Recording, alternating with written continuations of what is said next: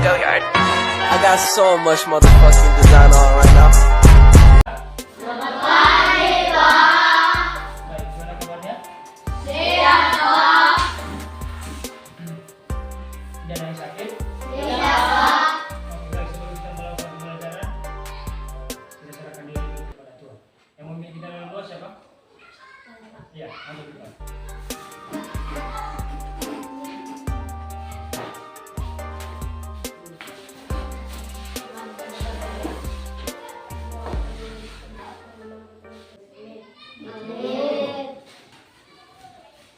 Baik, dan sebelumnya dulu, apakah hadir semua hari ini?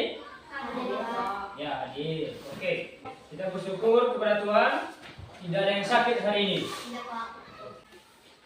Keragaman ekonomi di Indonesia. Bahwa keragaman ekonomi di Indonesia ini ada 3 jenis. Jadi yang pertama itu produksi, distribusi, dan apa? Konsumsi. Nah, kepada kelompok lain untuk bertanya kepada kelompok 2, ayat 1, silakan. Apa sajakah jenis aktivitas ekonomi yang dilakukan? 3. Aktivitas ekonomi di bidang perikanan. Ya. Sekitar 2/3 luas wilayah Indonesia berupa perairan pangkat indah yang menjadikan Indonesia dikenal dengan sebutan negara maritim luasnya. Wilayah perairan penyimpanan potensi kekayaan alam melimpah.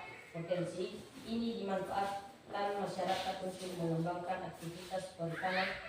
Aktivitas perikanan dilakukan secara tradisional di kondisi ini menyebabkan Aktivitas ekonomi di bidang perikanan. Ya, makanya sedikit supaya kita lebih lebih semangat, ya kan? Ya, Pak. Oke. Dalam membudidayakan berupa jenis ikan. Nah, tentu di sekitar kita ini pasti sudah ada orang yang membudidayakan ikan. Nah, yang menjadi pertanyaan, ikan apa saja itu? Seperti ikan lele. Nah, itu salah satu membudidayakan ikan. Ya, itu salah satu bagian dari perikanan. Bidang kehutanan. Dahulu hamparan hutan kita Indonesia pernah dijuluki. Kehutanan juga perlu memperhatikan kelestarian hutan. Mengapa? Ya.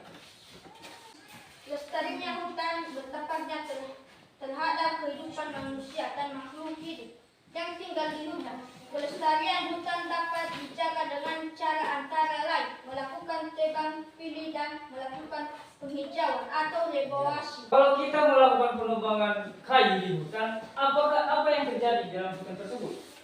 Pasti hutan itu akan mengalami kegundulan. Nah, gundul itu artinya tanah yang sudah bersih atau tidak ada lagi rumput, tidak ada lagi kayu.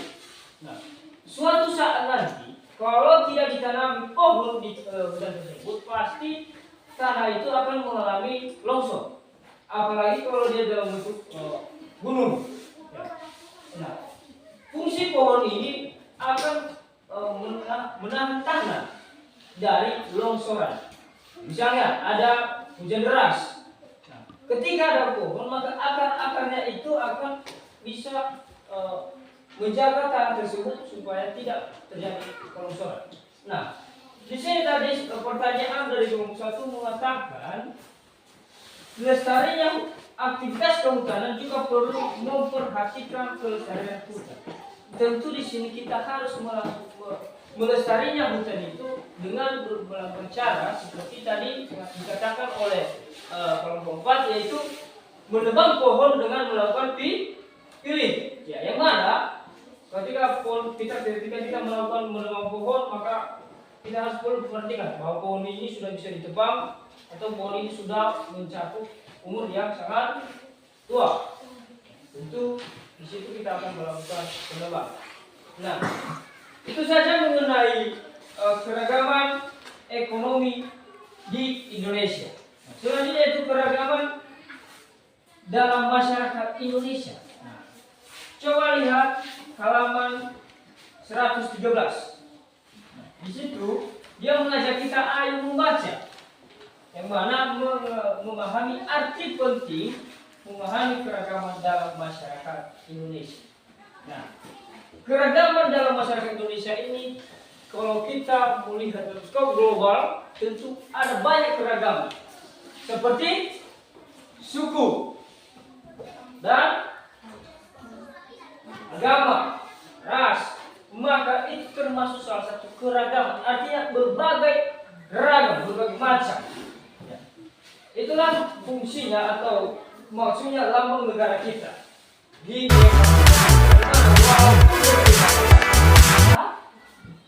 kenapa? Tetap satu. Itulah maksudnya. Artinya meskipun di negara kita ini ada agama Islam, ada agama Kristen, ada agama Konghucu dan ada agama Buddha. Tentu dari berbagai banyak macam agama itu termasuk dalam etnis keragaman Indonesia. Nah, meskipun banyak agama, meskipun banyak suku yang berbeda, meskipun banyak adat istiadat yang sangat berbeda-beda itu, tentu kita harus memberi kesimpulan yaitu kita satu dalam negara Indonesia.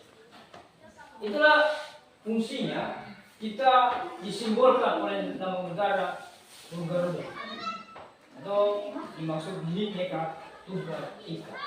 Walaupun berbeda-beda, kita tetap satu tujuan. Kita tetap satu dalam arti negara Republik Indonesia. Nah,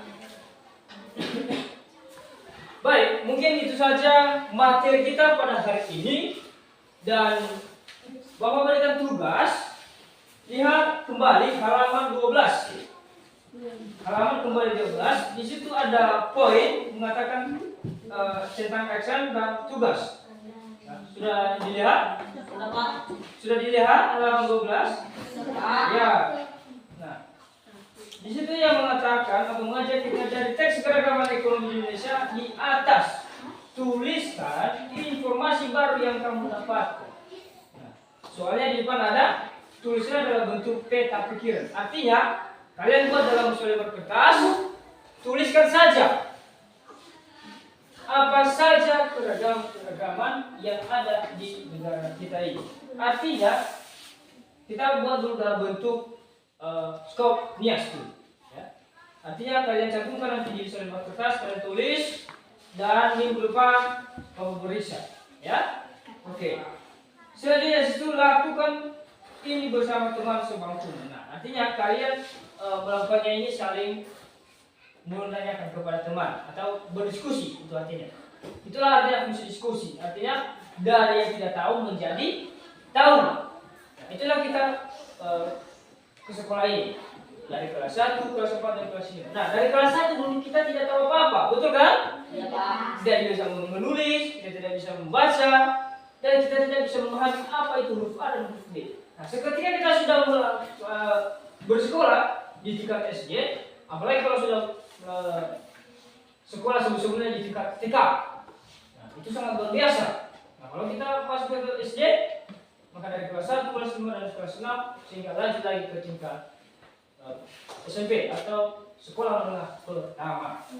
Nah, itu saja materi kita hari ini. Kurang lebih saya mohon maaf dan minggu depan kita lanjutkan dan tugasnya diserahkan minggu depan. Selamat siang. Siap, Pak.